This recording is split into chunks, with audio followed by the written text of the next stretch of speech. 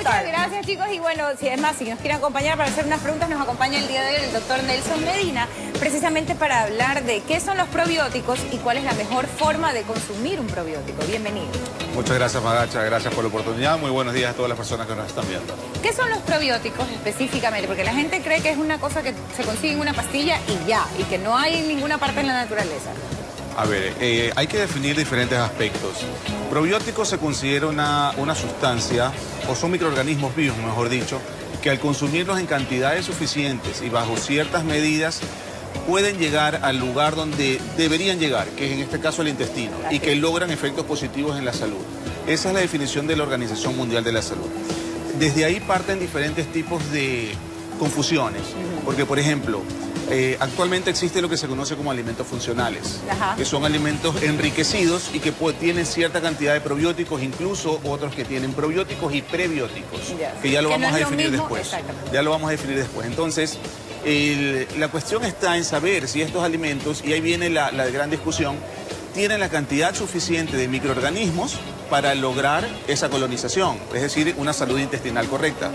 Y segundo, que logren atravesar todo este camino, que va desde boca, pasar por saliva, jugos gástricos, bueno, un proceso de digestión largo hasta que llegue al intestino. Entonces, esa es la confusión que existe de a lo mejor entender que hay ciertos alimentos que podrían tener capacidad probiótica. Y que además no es solamente de consumir por consumir el probiótico, no es que le dicen, a ella le hizo bien o a él le hizo bien y yo también voy a tomarlo porque me hizo bien, porque de pronto el balance de mi cuerpo no necesariamente necesita ese probiótico específicamente. Correcto. ¿Cuál es la forma correcta de consumir un probiótico? Mira, ahí pasemos a otro plano, porque por ejemplo, estábamos hablando de los alimentos. Los alimentos que tienen capacidad probiótica, en este caso, son alimentos que se derivan de un proceso de fermentación, como por ejemplo el yogur, hay otro que es el chucrut, como principales, ¿no? Y la cerveza, se podría decir incluso que también es un alimento fermentado. Entonces, ya hablamos de que hay ciertos alimentos que no tienen esta capacidad de colonización. Y ahí viene la otra opción, que es consumirlo por medio de tabletas o cápsulas en este caso, que tienen mayor posibilidad de, primero, tener mayor cantidad de microorganismos para colonizar. Y segundo, atravesar todo este camino que ya estábamos hablando. Cuando hablamos de colonizar, quiero preguntarle, porque yo tengo una nena de 10 años y yo sí le he dado probióticos, obviamente con doctor, ¿no? No puedo darle así nomás porque al ser niños es diferente incluso el proceso de digestión de ellos.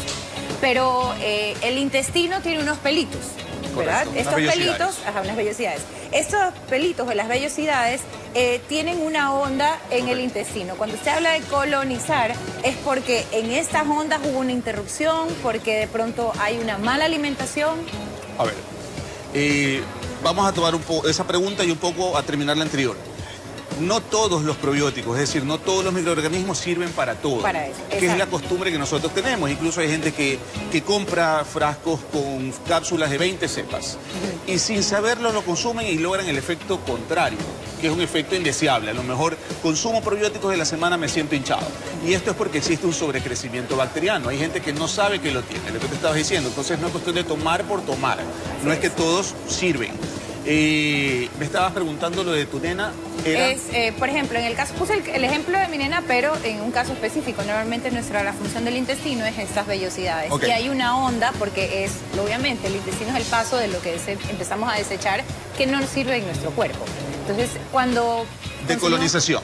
Cuando se supone, o mejor dicho, se llama colonización el proceso en el cual estas bacterias se encuentran en las cantidades suficientes y en un equilibrio viviendo en este medio, el cual está regulado por la alimentación, por las células madres intestinales que están en estos vellitos, en la parte del fondo, y por la flora intestinal que se llama microbiota intestinal. Entonces ese triángulo ecológico es el que logra beneficios en las personas. Por ejemplo, hay ciertas cepas probióticas que al consumirlas generan diferentes tipos de señales químicas, las cuales generan neurotransmisores, por ejemplo la serotonina. Entonces hay pacientes que recibimos, pacientes con autismo, pacientes con estados de excitabilidad bastante o de agresividad, los cuales se los puede tratar desde este punto de vista, para lograr un relajamiento, por ejemplo. Hay otro tipo de cepas probióticas que logran efectos desinflamatorios, tanto a nivel intestinal como a nivel sistémico. Hay otras, en cambio, que pueden lograr un efecto anticancerígeno.